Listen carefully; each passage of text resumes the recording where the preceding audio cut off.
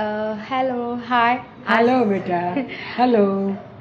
आज मी आजींचं फेशियल केलेलं आहे कारण आजींच्या नातवाचं लग्न आहे. हो, पहिलं मला सांगा तुमचं वय काय मॅम?